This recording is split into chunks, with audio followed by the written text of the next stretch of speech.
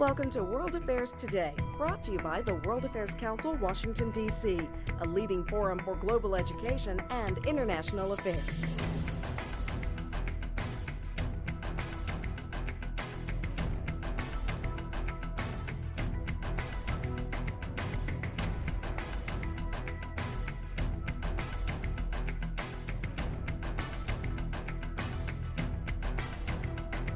Good evening and welcome to the World Affairs Council Author Series program with Stephen King. I'm Heidi Shue, President of the World Affairs Council, and on behalf of the board and members, it's my pleasure to welcome you all here this evening. Stephen King is HSBC's Chief Global Economist. He has been at HSBC since 1988 and has held his current position for more than a decade. He coordinates the activities of a large group of economists covering both the developed and emerging worlds. In 1999, he wrote Bubble Trouble, the U.S. Bubble and How It Will Burst, a groundbreaking paper for HSBC's clients in which he accurately predicted the 2000 stock market crash. Over the years, he has published on many topics, including demographics, China's role in the world economy, the rise of the euro, and the Western debt crisis. He is a well-known commentator on television and radio and regularly appears in the print media. Since 2001, he has written a weekly column for the London Independent. He is a member of the Financial Times Economist Forum and recently joined the Economists by Invitation team of internationally renowned economists. In his new book, When the Money Runs Out, The End of Western Affluence, our speaker writes that the Western world has experienced extraordinary economic progress through the last 6 decades, a prosperous period so extended that continuous economic growth has come to seem normal. But such an era of continuously rising living standards is a historical anomaly, and the current stagnation of Western economies threatens to reach crisis proportions in the not-so-distant future. Please join me in welcoming our speaker, Stephen King.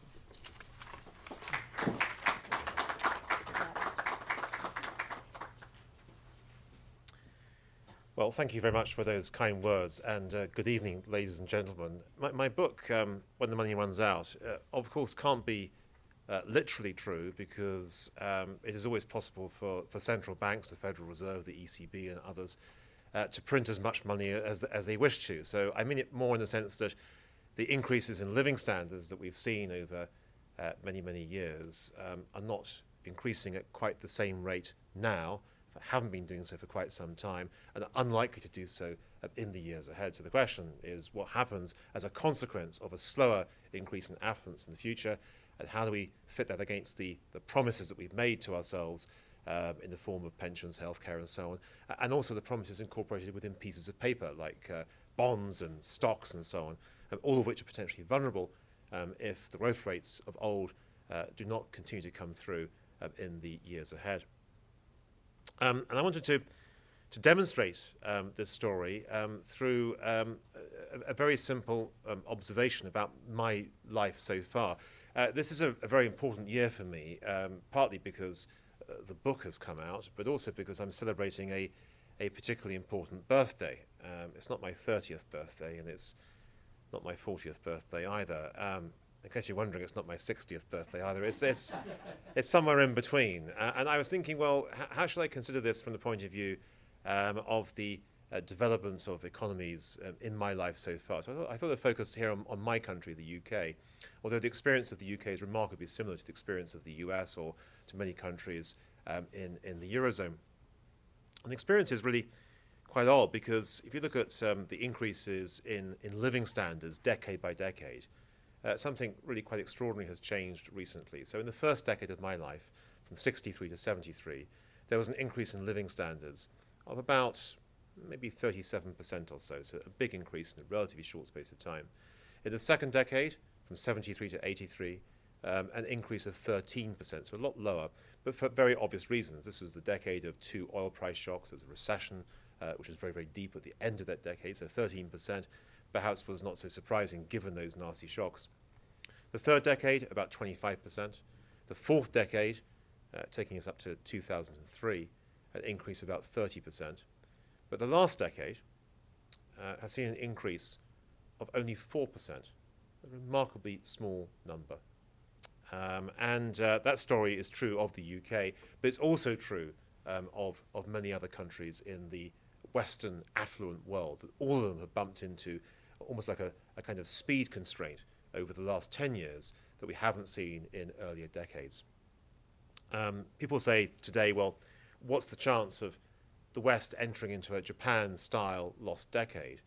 And I would ask a slightly different question. What are the chances of the West entering a second Japan-style lost decade? Because when you look at the numbers over the last 10 years, the West has already had its first lost decade. So something really extraordinary has taken place.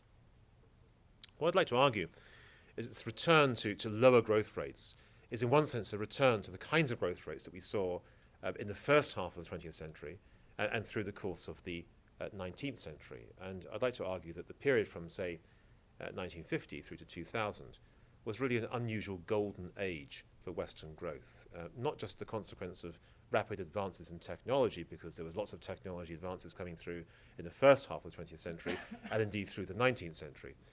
Rather that what we've seen is, in addition to the technology changes, a series of other factors which temporarily lifted growth rates, which led to a one-off jump in living standards, but which are now beginning to fade. And those factors, first of all, include an extraordinary opening up of world trade. That world trade was really incredibly repressed in the interwar period, a period of isolationism and protectionism and so on. Then from the 50s onwards, we saw this extraordinary flourishing of world trade, partly thanks to successive GATT rounds and WTO rounds. And it really meant that there was a huge expansion of trade between the so-called OECD countries. I'll give you an example. Trade between Japan and the US was increasing at the rate of 20% per year in every single year through the 1950s and 1960s. Extraordinary rate of growth. Then in the later periods, from the 80s through to the 1990s, there's a second world trade revolution, which is really an East-West revolution, the opening up of trade between the US and China, or between Germany and Russia, another opportunity for another further expansion of living standards. In the future, there is a third wave of world trade going to open up, I think, in the decades ahead. But it isn't so much an East-West story or an OECD story. It's what I call a South-South story. It's a series of connections on what I like to call the Southern Silk Road, from Asia through to the Middle East, through to Sub-Saharan Africa, through to Latin America. The volumes of trade between these regions of the world are still very thin. The volumes of capital flows between these regions are still very, very thin. And that's where it's going to flourish. But the important point about this story is that it means that world growth will be good, but it'll be distributed to different parts of the world from what we've seen in the past. It won't be quite so much a Western story. It'll be a story affecting these other countries. And therefore, although global growth may be strong, the West's share of that global growth may be continuously falling in the years ahead. So that's the first factor, the opening up of trade. The second factor is the involvement of women in the workforce. Going back to the 1950s, very few women had jobs, and where they did have jobs, they were often used in a rather unproductive fashion, not through choice, but rather because that was imposed upon them by society. The involvement of women in the workforce has increased dramatically in the Western world over the last 60 or 70 years. It can still go further. The glass ceiling is almost certainly still too low. But nevertheless, a lot of the big changes that could occur already have occurred. In the emerging world, of course, there are still lots of opportunities for that to change. But in terms of the increase in labour supply associated with women in the workforce, that was a really powerful driver from the 50s through to the end of the 20th century. But again, it's beginning to fade. There just aren't enough further women to be increased into the workforce in the years ahead. Third factor, education. Back in the 1950s, it was really quite a rarity for people to go to university. Those that did were very privileged in terms of their lives subsequently. Their living standards would rise very quickly. The opportunity to earn very high incomes was typically very great. As the number of university graduates has increased, the opportunities at the margin have tended to come down. So a lot of university graduates today may have fantastic educations, but not necessarily getting the kind of high-wage jobs they might have expected to get 20 or 30 years ago. And that suggests, in fact, there's a kind of diminishing marginal return to education, that we've had the biggest impact in terms of raising the quality of human capital over the last 50 or 60 years, and we're getting to the point whereby perhaps we can't get any further increases in the years ahead. And the fourth factor is consumer credit. Obviously a sort of dirty phrase these days, given what's happened over the last few years. But consumer credit grew enormously, particularly in the US. It went up from about 40% of household income in the 1950s to about 140% of household income by 2007. So it's an enormous increase, partly fueled by ever-increasing values of houses over that last 60, 70-year period. So that's something which is fine, but I think it's not likely to grow quite as quickly in the future as was the case in the past. So this was a golden age where you could jump from a low level of living standards to a much higher level of living standards, and it's now beginning to fade. And just in case you're thinking, well, maybe this is just a consequence of the financial crisis, which is the easy way of explaining why growth has faded recently, I wanted to give you some numbers for the US, not during the financial crisis, but before the financial crisis, just to give you a flavour of how even in the US numbers have changed recently. So most people think that perhaps the trend rate of growth in the US is running at perhaps 3% a year or something like that. Well, actually, from 2000 to 2007, so this is a peak-to-peak comparison of the economic cycle, the growth rate in the US was actually only 2.5%. And that's quite surprising because over that period there was tremendous macroeconomic stimulus, tremendous stimulus in terms of very low interest rates, and in particular tremendous stimulus from a fiscal policy point of view through the Bush tax cuts, which really amounted to about 6% of GDP taken from the period from 1999 through to 2005. So huge stimulus, a housing boom, lots and lots of leverage, and all these things happened, and yet the growth rate was only 2.5%. So this in one sense was the vintage period, the good period, where growth was at its maximum. What we've seen subsequently is actually that growth has come down to lower and lower rates. So we've already had one lost decade, and my fear is we might have further lost decades to come. Now, part of the problem with this story, from the perspective of public policy, is that policymakers have not really quite come to terms with this lower rate of economic growth. They continue to assume that there's good news to come. They've been doing this actually for a number of years now, and it's actually put a tremendous pressure on economies that perhaps can't cope quite so easily with the promises that have been made. And when you look at, for example, public spending as a share of GDP, across the OECD region, it went up really quite dramatically between 2000 and 2012. But half of the increase, at least, occurred before the financial crisis rather than during the financial crisis. It wasn't so much that there was a sudden cyclical increase in, say, social security benefits. It was a story that came through before the financial crisis. In other words, before the financial crisis, we all believed the financial crisis couldn't possibly happen. We all believed we'd somehow calm the economic cycle and look forward to continuous, very rapid growth in the future. And therefore, we were happy to spend tomorrow's income today. And we now discover that tomorrow's income is a lot lower than we had previously assumed. So there's really a big constraint that has come through. Now, in thinking about the history of this story, I wanted to go back a long way, actually back to the 1700s, because one of the first and certainly one of the greatest economists, Adam Smith, came up with a kind of almost like a moral description of growth versus stagnation or versus contraction. He came up with these delightful terms to describe this particular variation in terms of economic opportunities. He talked about the progressive state, which in today's terminology we think of as being a rate of continuous economic expansion. He talked about the dull state, which was a story effectively of continued stagnation. And then the melancholy state, which was a state that best is described, I suppose, as an idea of continued economic contraction. And what he argued was that societies were most stable and at their happiest during the progressive state, not just because of the sheer fact of economic growth, but because economic growth meant that even if there was a gap that opened up between rich and poor, even if divisions opened up in society, there was no sense that anyone in particular was actually losing out absolutely. In other words, that even if the gap was growing, everyone could look forward to higher living standards. There was no sense that one person's gain was another person's loss. So this is a kind of moral case for economic growth. It helped to stabilize society. It stopped any sort of sense of significant jealousy or envy between one group and another. The dull and melancholy states are nothing like as happy because one person's gain, whether rightly or wrongly, is regarded as another person's loss. It's a zero-sum game.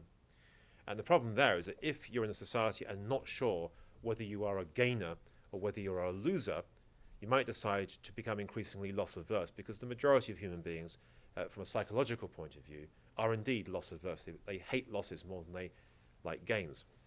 And so in a society which is either stagnant or contractionary, the risk is that people become increasingly loss-averse And by doing so, they effectively become less and less entrepreneurial, less and less enthusiastic in terms of risk-taking, and the consequence of that is you end up with a period of continued economic stagnation. So stagnation breeds further stagnation and makes life distinctly uncomfortable.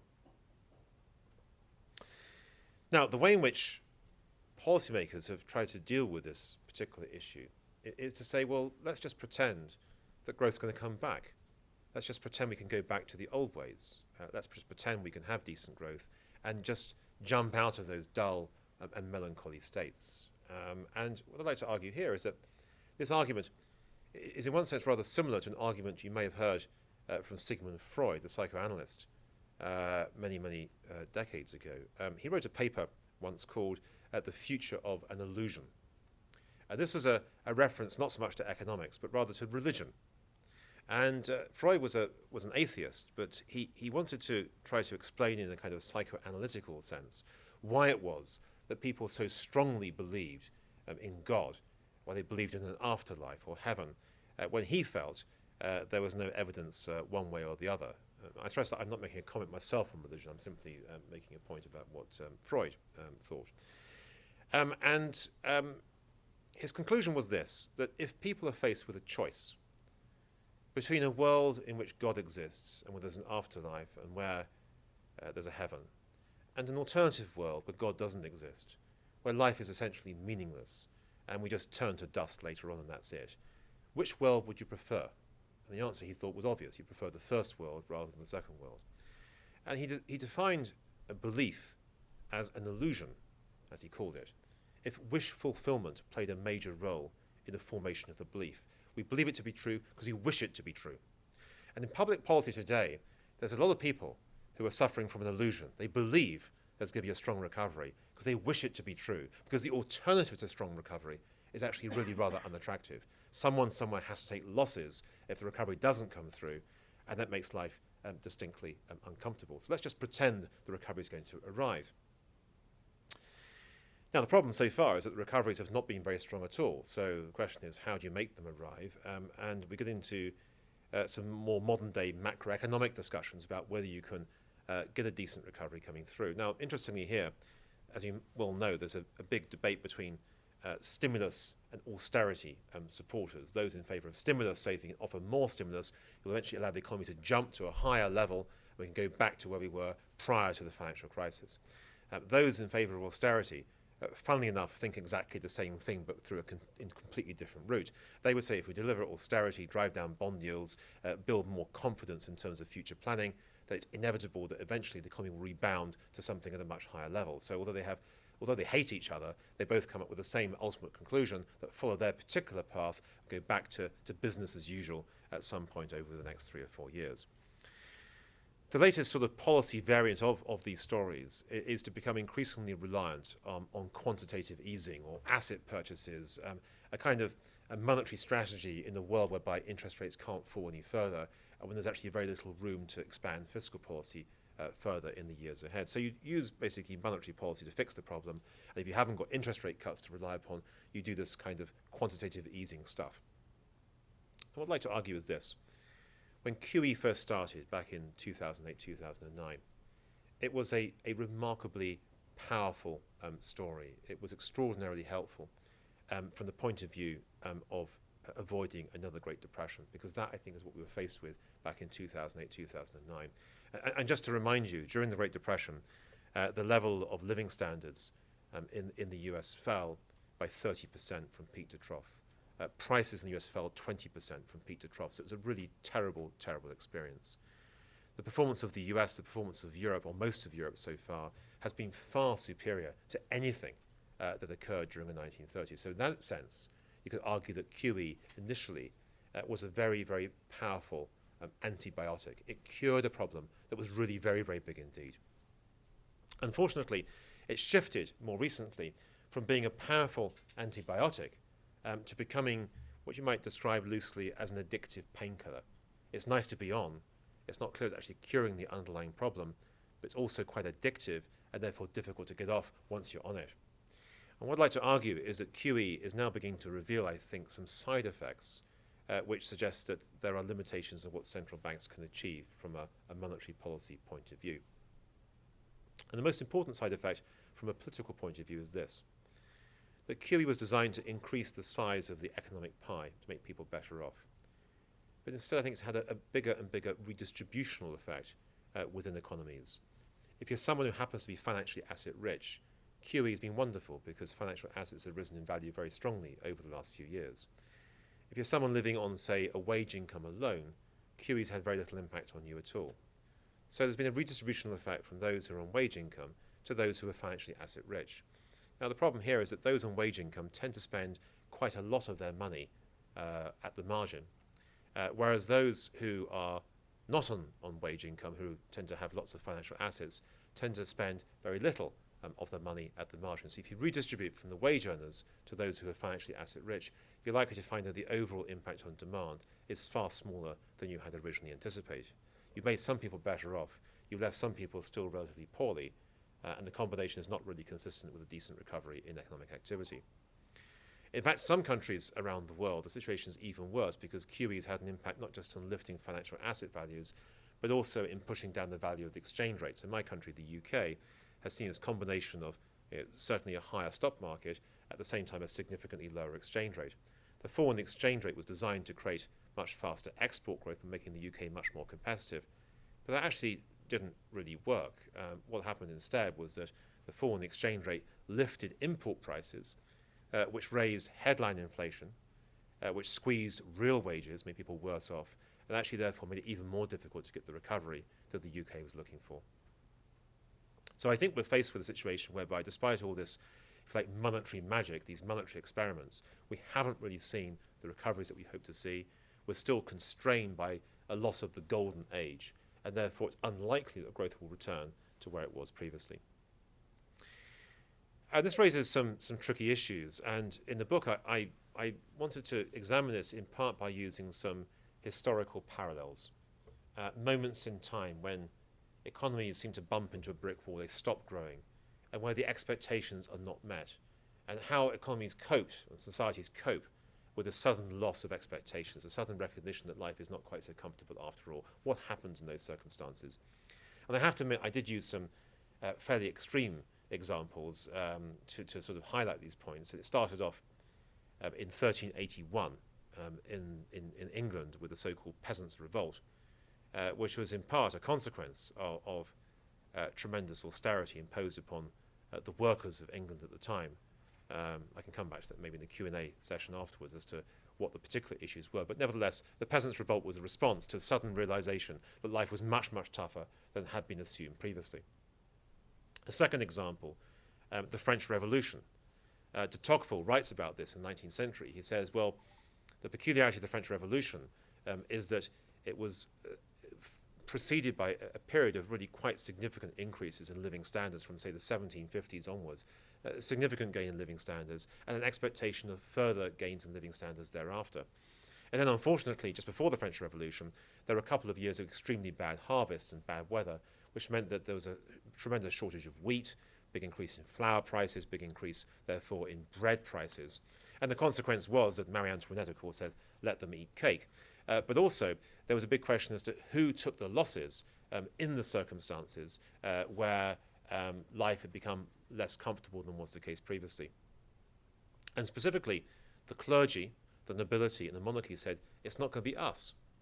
We're already strong enough to not take the losses. So in effect, the losses were imposed on the so-called third estate. In effect, the workers, the peasants, the artisans, who suddenly found themselves much worse off as the others preserved their own incomes. And in one sense, what you had as a consequence of this crisis was a very substantial increase in income inequality, which also, in one sense, triggered the revolution that subsequently followed. A third example, the UK, this time much more recent example in the 20th century, between 1925 and 1931. And this particular example, I think, has a strong relevance, particularly, I would say, for countries in the Eurozone today, where, of course, there is still, I would suggest, an ongoing problem in terms of whether the euro can survive. If it does survive, how will it survive in the years ahead? The UK rejoined the gold standard, the monetary mechanism that was particularly popular in the late 19th century and the early 20th century, in 1925. And it rejoined as an exchange rate, which was not very competitive. The exchange rate was too high. And the consequence was that the UK had to deliver the same kinds of policies that we see today in countries like Spain and Greece, which is continuous austerity year after year after year, with continuous downward pressure on wages to try to make UK workers more competitive in international markets. So what we see today in Europe is very similar to that story in the UK in the late 1920s. Now, British people put up with austerity for a number of years, but then something happened. In 1931, with the onset of the Great Depression, the UK government found itself tremendously short of tax revenues, and the only way it could actually make the budgetary numbers add up was to deliver an even bigger dose of austerity. And the one reason for doing this was because the foreign exchange markets began to doubt whether the UK really could stay on the gold standards. There was speculation which was driving sterling lower and lower and lower.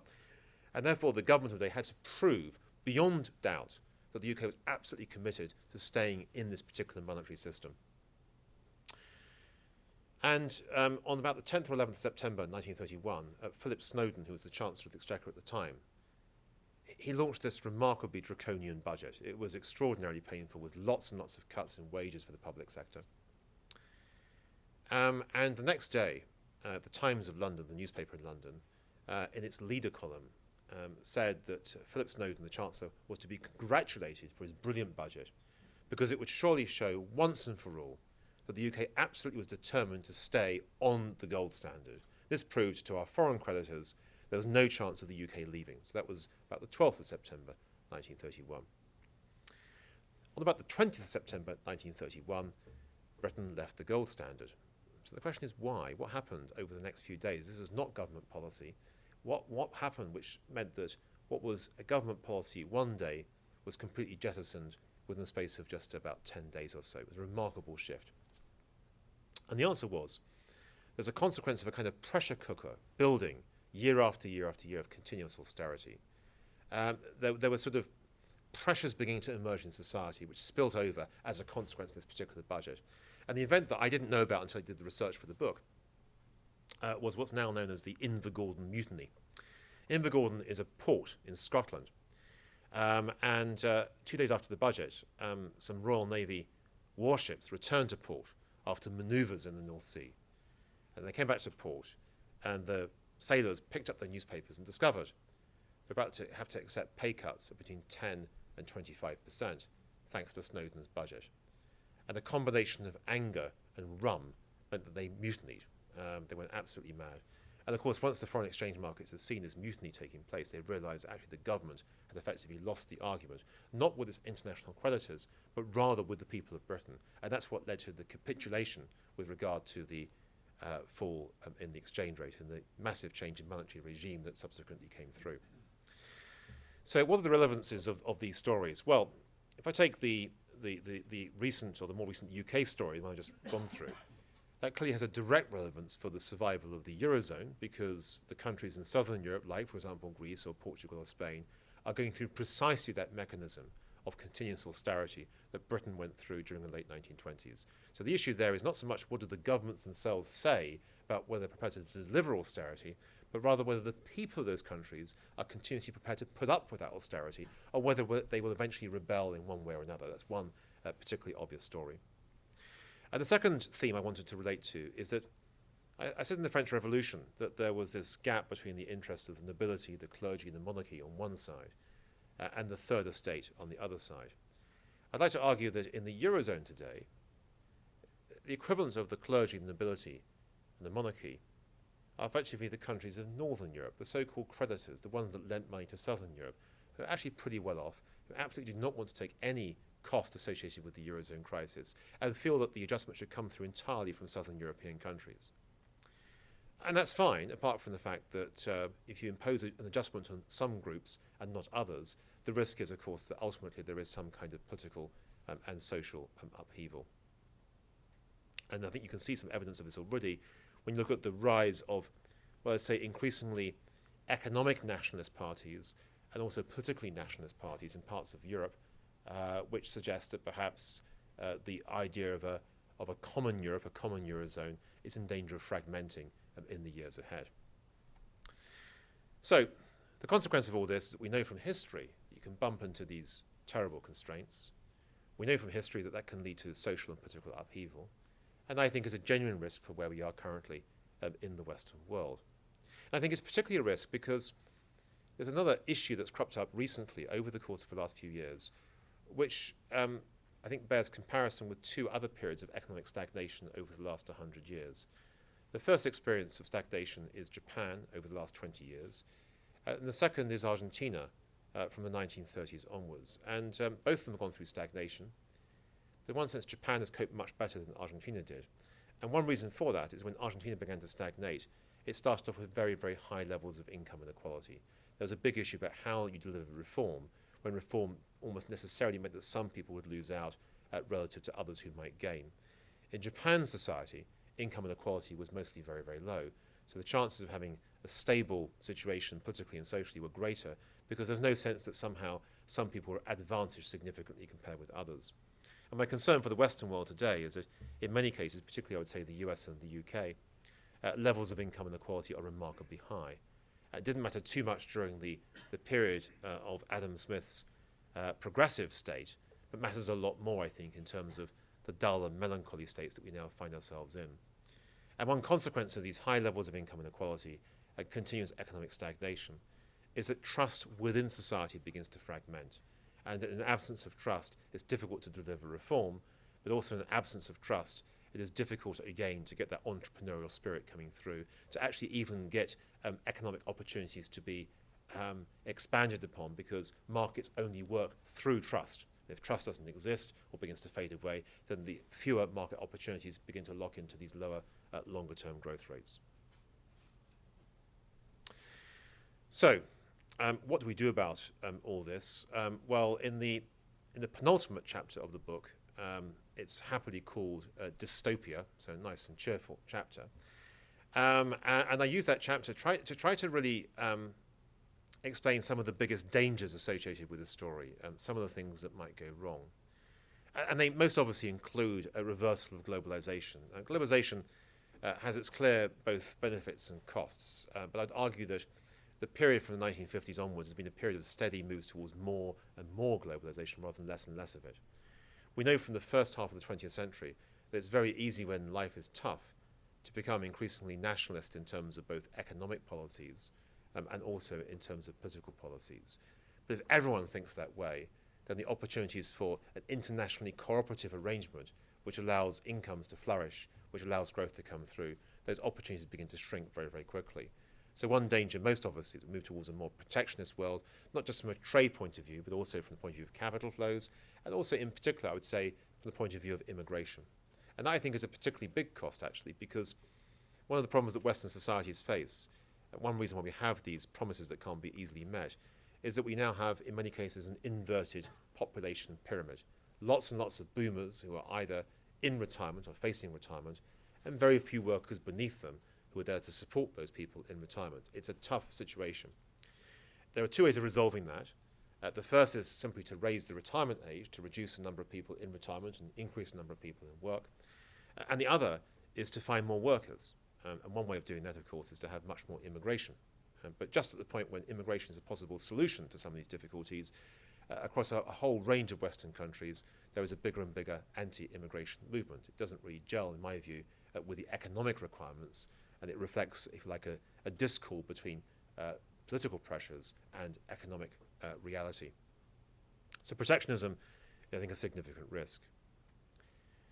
In the Eurozone, I would argue that so far the Eurozone crisis has been calmed, but it isn't necessarily over.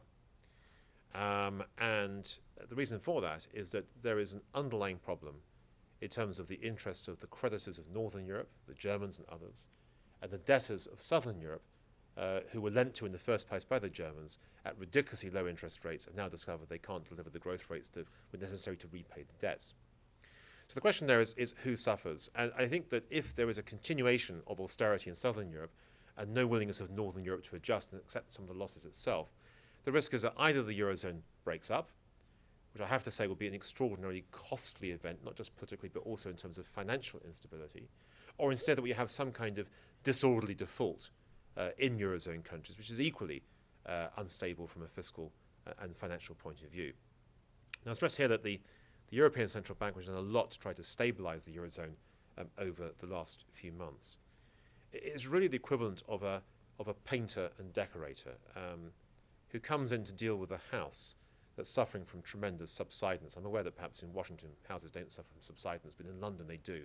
Most houses in London are built on clay, and therefore they tilt suddenly in that direction or in that direction and end up with tremendous cracks opening up, which can only be solved through massive and very expensive underpinning by pumping concrete under the house. What I'd like to suggest is that actually the Eurozone is suffering from subsidence and needs to have some really strong underpinnings, and the ECB can only really cover over the cracks. It's a painter and decorator that hides the problem rather than actually deals with the problem. I think also there's an intergenerational issue, and this comes back to the issue of the preferences of the boomers and the costs that they unwillingly or perhaps unwittingly impose on younger generations.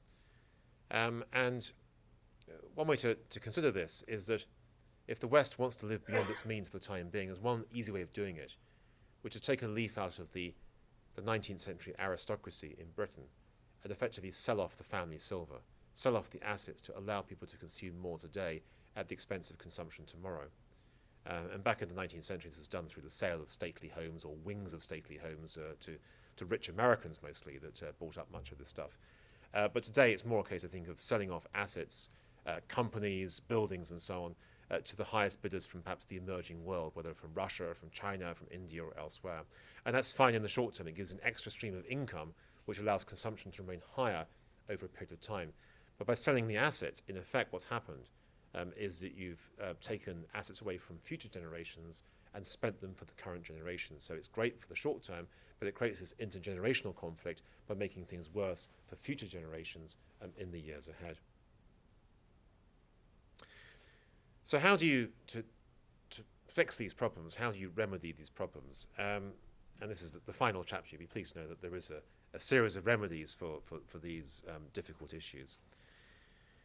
The first remedy is to deal with what I think is a big problem of global imbalances. The fact that some countries insist on saving more than they invest. They insist on acquiring foreign assets.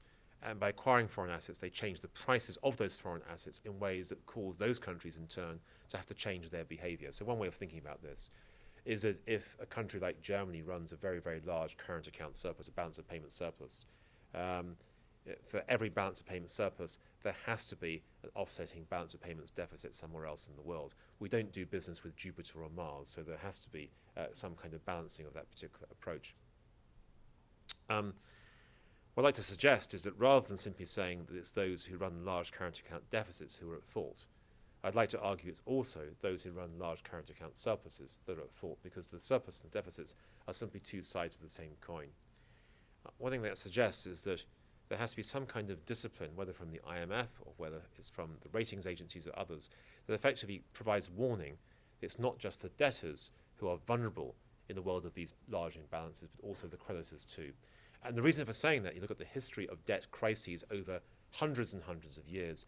Debt crises start off being problems for debtors, but end up being problems for creditors who can't get their money back. So one of the big issues I think that we have currently is dealing with the issue of the role of creditor nations rather than debtor nations. Second solution, this time for the Eurozone specifically, look at the history of monetary unions. The only ones that ever survive are those that are bolstered by also some kind of political and fiscal union too. Do not have that in the Eurozone currently. So that gives you really a big choice. Either break the euro up or move towards that political and fiscal union. Now, I do suggest that there are ways of doing this constitutionally that may not be quite so painful for the Eurozone because, of course, countries don't want to lose their national sovereignty. And one suggestion is to create what I call a fiscal club, whereby countries in normal circumstances retain their sovereignty at all times. But in the extreme circumstances where they cannot access international capital markets, they can get funding from the other countries within the Eurozone with no financial penalty, but the condition to the funding is that that particular country loses its fiscal independence altogether for the period of the bailout. It's basically run by Brussels.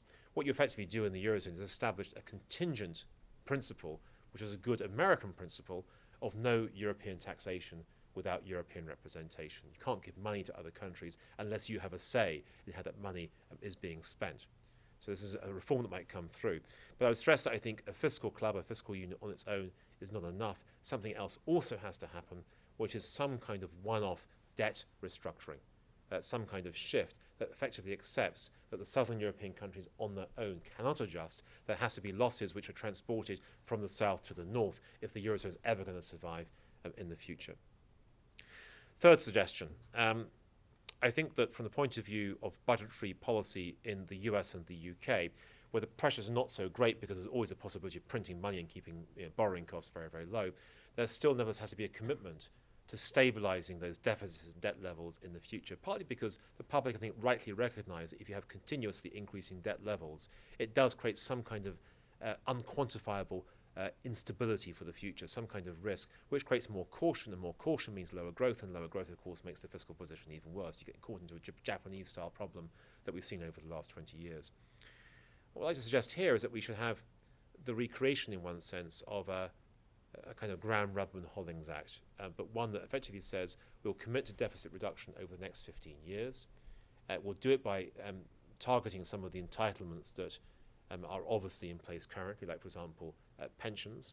And we'll do it by steadily raising the pension age over a number of years to try to close the gap between pension, retirement age, and life expectancy. I think one example of this that already exists, it's Italy. Italy, funnily enough, within Europe, has actually a fairly healthy longer-term fiscal outlook, which might seem surprising given that Italy has a large budget deficit and it has very high levels of government debt.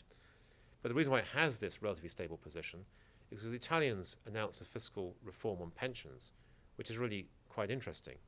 They effectively indexed retirement age to life expectancy. So effectively, retirement age rises continuously as life expectancy goes up, and actually is a very good way of effectively trying to deal with the otherwise the significant pension time bomb that exists for the years ahead. Next issue, trust. I talked about this earlier on. There's a big issue with trust, and two particular areas have problems with this. The first is governments.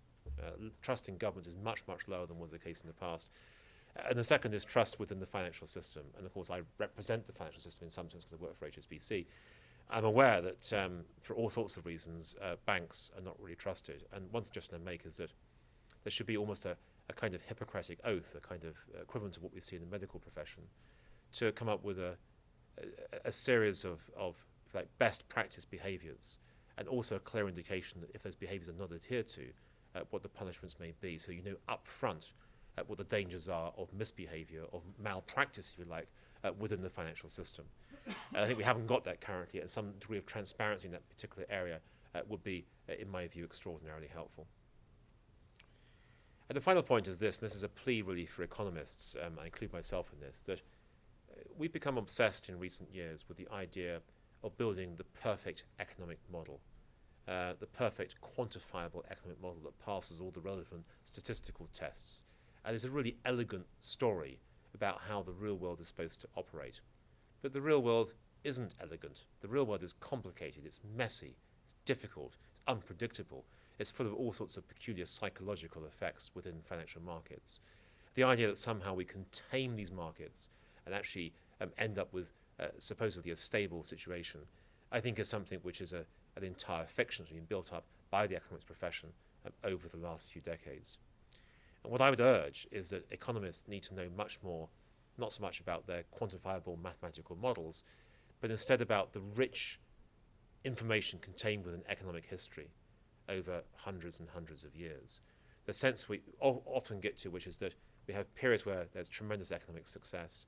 We get used to the idea of extrapolating the economic success into the future. We're continuous optimists, believing it will always happen into the future, but recognizing that sometimes the combination of the optimism bias, if you like, alongside the way that gets incorporated into financial market bubbles and all sorts of instability, ultimately leads to crisis followed by crisis followed by further crisis. And the history of Western economies has always been one of tremendous gains followed by significant setbacks.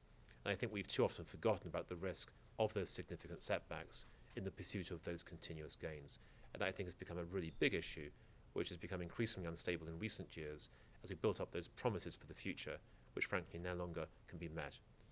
So important to work out where the losses lie, but also important to recognise that we should be more realistic about the likely growth we can achieve in the years ahead. So, on that note, I'd like to thank you very much indeed for listening. Thanks for coping with all the traffic. And I think there's now an opportunity perhaps for questions. Your discussion in the international sense was very, very interesting. The problem of income distribution.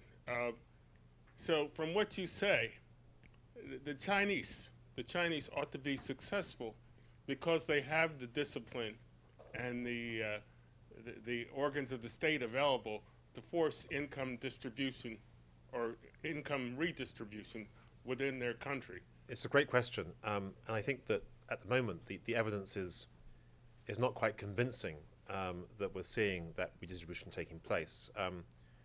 One of the intriguing features of measuring income distribution country by country is that China and the US have roughly the same level of income inequality, which is in one sense surprising given the different political systems they have.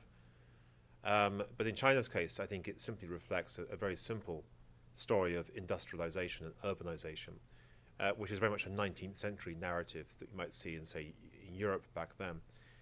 During a period of industrialization and urbanization, what tends to happen is that those who quickly urbanize or industrialize get the big increases in living standards because they're connected with each other, they're seeing tremendous productivity gains, and the consequence of that is that their living standards rise very quickly. Those who are left behind in rural underemployment and poverty do not share the same story. So for a while you get this very substantial increase in income inequality, which I think is what we're seeing in China currently. I think redistributing is not quite so easy because it requires ultimately a longer term process, not so much of simply giving money to rural workers, but actually making them more productive than they are currently. And the way China's trying to deal with that is not so much through a deliberate attempt to take money away from some people and give it to others, but rather to maximize the growth rate of the Chinese economy to ensure that more people are dragged out of rural poverty in the years ahead. But there's, I think, a catch with this, which works as follows, that in the 19th century, when countries urbanized in this way, they also changed politically. The rise of the middle class led to significant political reform of one sort or another. So if I give you the UK as an example, we think of the UK as an ongoing democracy over hundreds and hundreds of years. This is not really true, because back in, say, the 1820s, before the first Great Reform Act, there were only about 300,000 people in the UK that could vote, and they were all landowners. By the end of the 19th century, 7 million men could vote as a consequence of all the Reform Acts. So what effectively happened was that the democracy in Britain changed radically as a consequence of the rise of the middle class. And for me, one of the challenges for China is trying to work out how its political system will change as a consequence of this increasing number of middle class people, aspirational people, who, of course, can connect with each other through social media and so on, and can have a voice which hasn't been heard quite so much up until now. Another example, actually, of change potentially is South Korea, which in the 50s, 60s, 70s, 80s was effectively a kind of series of military dictatorships, but nevertheless with tremendous economic success. And it morphed into more of a democracy in the 1990s and beyond. So I think that it's not just a case of simply redistribution in China. It's a story about making sure that the growth comes through fast enough to allow the rural poor to have opportunities to escape from their poverty, but also to make sure that there are further political reforms to give a voice to the middle class. Are you hopeful about this? I actually am hopeful about it because I think that if you look at China over the last 50 years, there already has been a huge change. I mean, China today compared with China under Mao is a fundamentally different proposition. And it's partly a consequence of the way in which China has become more and more connected with the rest of the world. As long as China is prepared to engage with the rest of the world, I think it will naturally change in the years ahead. There are risks with it. Obviously, significant economic setback leads to the kind of pressures that you might have seen, for example, in the French Revolution. So there are clearly risks associated with it. But I think that given the changes seen so far, I'm a relative optimist, even though I'm a cautious optimist. The yen the difference in its value compared to where it was just a couple of years ago is enormous. What is this telling us? You said there's a contrast between what happened in Japan as that population aged and what we're going to face, and I can't see how that correlates. Okay. Well, first of all, the big fall in the yen recently is a direct consequence of so-called Abenomics. The new policy has been pursued by the new Japanese Prime Minister, Shinzo Abe. And it's associated with the idea that Japan is doing much more aggressive quantitative easing. All the stuff that the US has done, that the UK has done, the Japanese are doing it now. And if you think of quantitative easing simply as a process of printing money, of increasing the money supply, then for a given demand for yen internationally, a sudden increase in supply of yen means that the price of it comes down, so the yen's weakened from that point of view. However, it raises some obvious issues. Does the yen's decline improve Japanese competitiveness, but only at the expense of other countries? Does it create, therefore, a kind of currency war, beggar thy neighbor kind of story? Does it mean if the yen weakens and dollar weakens and the euro weakens and sterling weakens, that actually there is no gain for anybody because it's like a descent to the bottom, which I think is problematic? And does it also mean that you should think of currencies not so much from the point of view of improving competitiveness, but rather in terms of shifting the burden onto foreign creditors? Now, actually, for Japan, this doesn't really work quite so well, but it does work for the US. And one of the interesting features of the US currently is that it has very, very large amounts of government debt. But unlike after the Second World War, where most of that government debt was held by Americans themselves, a big chunk of government debt today in the US is held by foreigners, by the Chinese, by the Russians, by the Saudis, by whatever. I mean, there's a big overseas ownership of US government debt. And the advantage that the US has in one sense is that if it were to go for a dollar devaluation over the longer term, it's effectively a default to its foreign creditors, because the foreign creditors lent to the US in dollars, but they want their money back in renminbi or whatever it might be.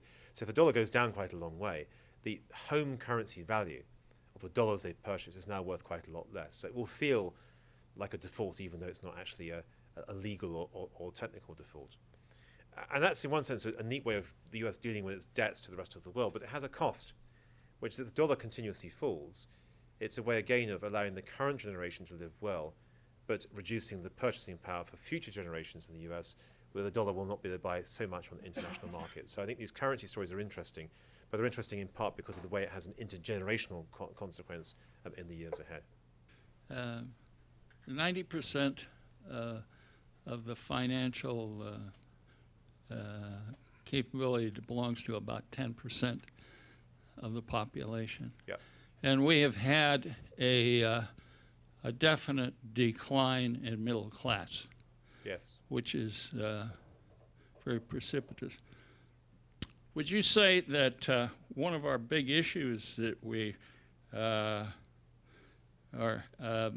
in a very economically greedy period for those that are in a position of maneuvering the economics of their society?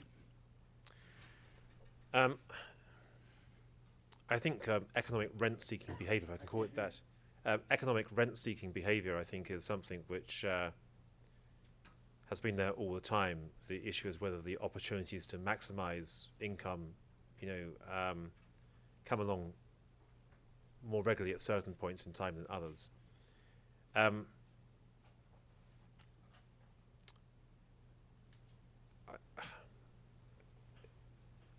of the problem here is a global income redistribution problem, which is associated with globalization. And I think one way to explain this is as follows, that over the last 40 or 50 years, we've seen an extraordinary increase in the mobility of capital across borders.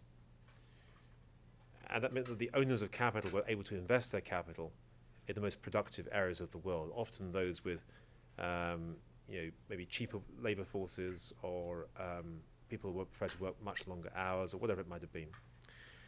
The consequence of that was a series of income redistribution effects. The first was that wage earners in countries like China and India would see their wages rising very significantly because they got access to global capital for the first time. And so therefore their lives were transformed really quite significantly. So you had very, very rapid growth in those countries. The second effect was that the owners of capital, whether they were in the US, the UK, or elsewhere, benefited because, of course, as a consequence of the allocation of capital to these cheaper labour areas, profits went up significantly. So the owners of capital did very, very well. The third group, I think, are mostly Western workers who found themselves not able to achieve the wage gains of old, even though their productivity was rising swiftly. Because in effect, their bargaining position in terms of the global labour market was going down, because they're now facing much more competition from the likes of workers in China and India. So you end up with a kind of series of paradoxes. If you're an owner of capital in the West, you did well. If you're an owner of labour in the West, you did badly. If you're an owner of labour in China, you did well. But interestingly, if you're a consumer in the West, you did well, because the goods that are now being produced from China are much cheaper than the equivalent goods would have been if they'd been produced in, say, the States. Now, the problem here is that many people are owners of capital and owners of labour and consumers. In other words, you're an owner of capital because you've got a pension, and the pension's invested in stocks and shares and so on, and that might do better.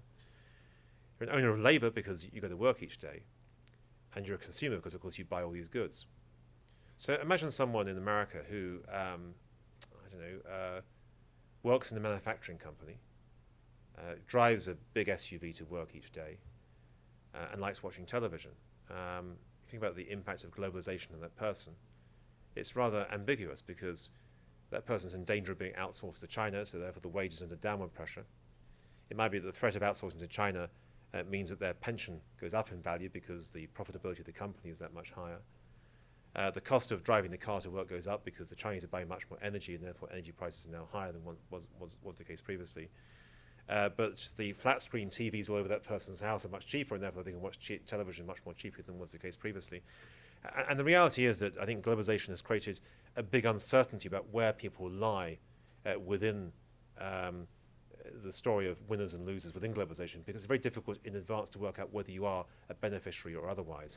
And I think this is one of the mistakes about globalization, that there wasn't sufficient focus on the possible losers from the process.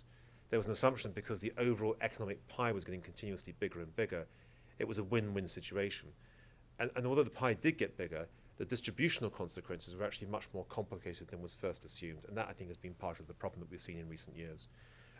It also, of course, suggests that some of those people who made vast amounts of money didn't make vast amounts of money because they were clever. It's because they were lucky. And I think some people often forget that luck plays a very big role in those stories. And of course, from a political point of view, it raises issues about whether government should step in and get involved more in redistributional policies, because if luck's involved, then is it right to allow sort of the top 1% of the population to have gained 58% of the GDP over the course of the last 20 years? Okay, well, I think it's probably the end, so back over to you. Thank you very much indeed. Thank you. Thank you very much.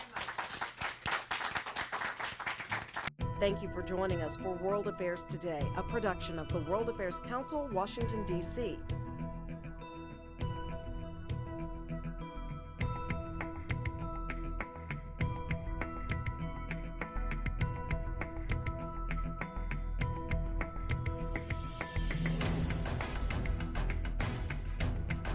Stay connected with us at www.worldaffairstoday.org.